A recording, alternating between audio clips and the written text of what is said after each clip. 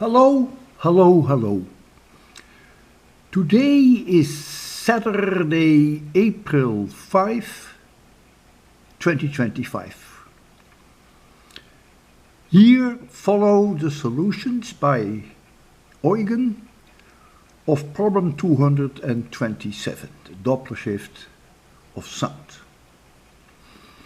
This was clearly not a difficult problem. There are at least 20 people who have the correct answers.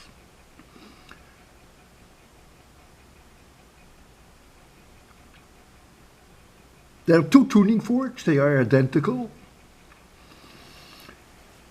And one is moving towards the observer and the other is moving away from the observer.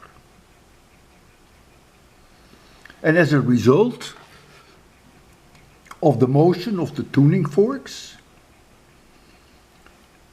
the person who listens will observe different frequencies. The tuning fork that will come towards him, he will hear a higher frequency than the tuning fork that goes away from him. Yet the tuning forks have the same frequency. Let me add something that is very fundamental. The wavelength lambda of the tuning forks do not change as the tuning forks move. That wavelength is independent of the speed of the tuning forks. Lambda is Vt. Lambda is the wavelength. V is the speed with which the sound travels, in this case through air. That's a fixed value, 340 or 343, whichever you take. T is the period of one oscillation in seconds. It's also V divided by F, where F is the frequency. It's 1 over T. So, the speed of sound in air is 340, that V doesn't change. And T and F also do not change. They are independent of the speed of the tuning fork. Thus both V and F do not change as the tuning forks move.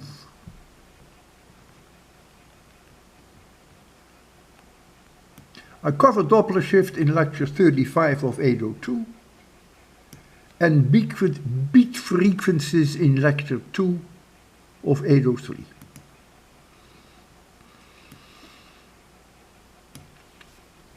So here we see Eugen's solution. He starts already, which is correct of course, that lambda 1 and lambda 2, which are the perceived frequencies, the perceived wavelengths by the observer, are different. That's the Doppler effect.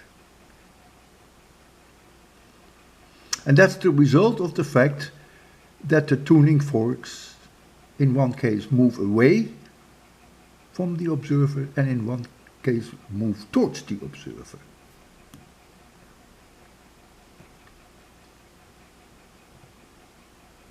So he introduces Vx is the velocity at which the tuning forks travel. So the observer perceives, in case of each fork, an elongated or a compressed wavelength. So longer wavelengths or shorter wavelengths.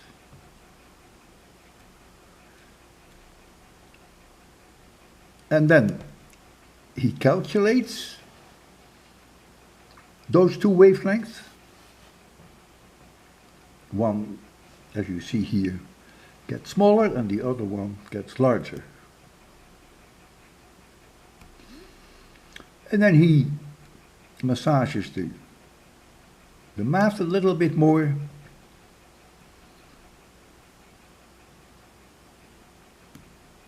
And so he finds then a value for F1, and he finds a value for F2.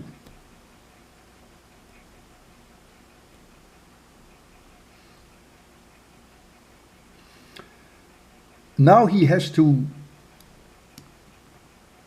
get into the question of the beat frequencies. And so now he has to massage the math much further to get the difference of the frequencies in his equations. And he does that here.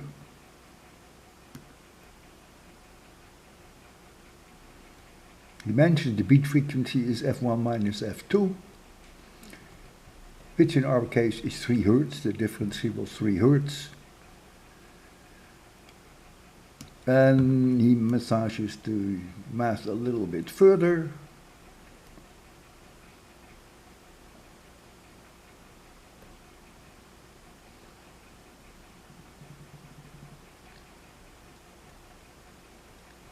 So that beat frequency is 340 Hertz.